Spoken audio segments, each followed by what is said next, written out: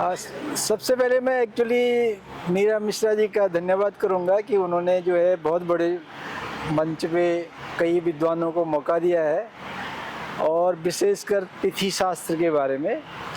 और जो हमारी जो है साहित्यिक परंपरा है, ग्रंथ परंपरा है, और उसके साथ साथ जो है पुरातत्व की खोजों से जो हमें पता चला है कि भारत के जो है हेरिटेज है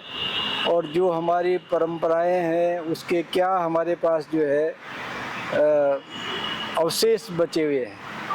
तो कालक्रम की दृष्टि से दोनों तरफ, एक तरफ जो है साहित्य का कालक्रम है, दूसरी तरफ जो है पुरातात्विक वस्तुओं का कार्यक्रम है। अब ये कालक्रम में अभी तक हम इतिहास उसको मानते हैं जो लिखा गया है। बहुत सारी चीज़ें ऐसी हैं कि जो लिखा गया है पर पढ़ा नहीं गया है,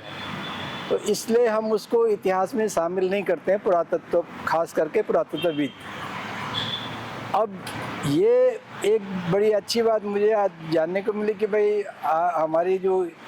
महाभारत की डेट जो है, जो तिथि है 3136 बीसी के आसपास जो है, जो भी विद्वान हैं यहाँ पर संस्कृत के, एस्ट्रोलॉजी, एस्ट्रोनॉमी और जो भी जिन्होंने अध्ययन किया इस क्षेत्र में, वो मानते कि ये डेट होनी चाहिए। तो अब ये समस्या है कि ये डेट यदि महाभारत की है तो उसके बाद हमारे पास जो पुरातत्व दृष्टि देखा जाए तो हड़प्पा सभ्यता के अवशेष मानते हैं हम, जिसको हम सिंधु घाटी, सरस्वती सिंधु सभ्यता के नाम से जानते हैं। और वो एक विशाल एरिया है, लगभग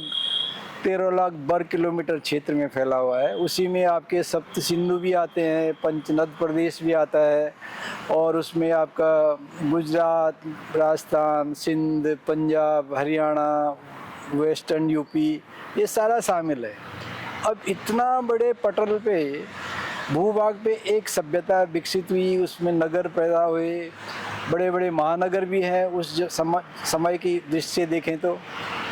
अब ये महाभारत के बाद ये माना जाएगा कि भाई एक फेज है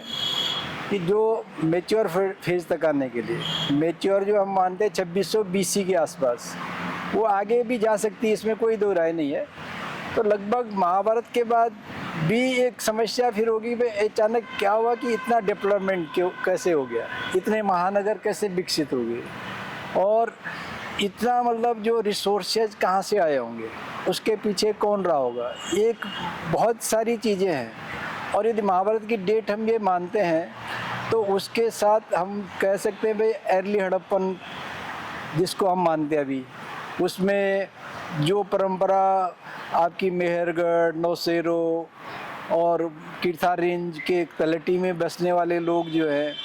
वो परंपरा जो विकसित होकर के आगे बढ़ रही है, और मेरे ख्याल से वही परंपरा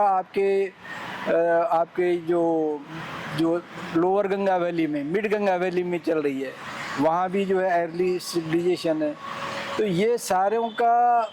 कैसे मिलाप हो रहा है, कैसे कांटेक्ट बन रहे हैं, और कैसे वो जो है इस एक महानगरीय सभ्यता में परिवर्तित हो रही है, एक इश्यू है ये है। और यदि महाभारत हुआ है तो वो जो छोटे छोटे गांव हैं, जो 3136 बीसी माने, तो उसके जो समकालीन जो है वो छोटे छोटे गांव या छोटे छोटे नगर जैसे हैं। तो ये नगरों के ही लोग होंगे वो जो लड़े होंगे,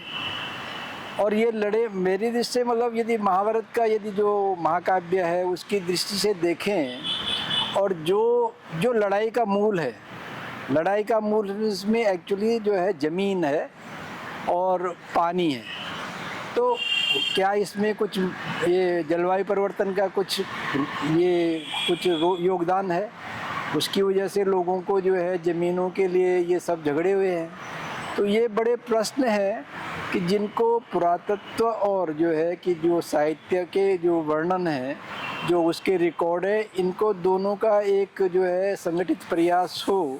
तो हम अपनी जो है मूल जो है हमारे जो सभ्यता संस्कृति का जो यात्रा है उसको समझ सकते हैं, और इस्टेब्लिश कर सकते हैं कि भाई ये इसका जो है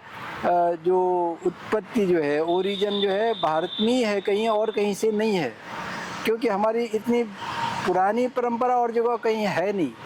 तो ये हमको मानना पड़ेगा, एक हमें अपने मूल्य जो है स्थापित करने पड़ेंगे, तभी हम अपना एक इतिहास और उस एक गौरवशाली इतिहास जो है बना सकते हैं।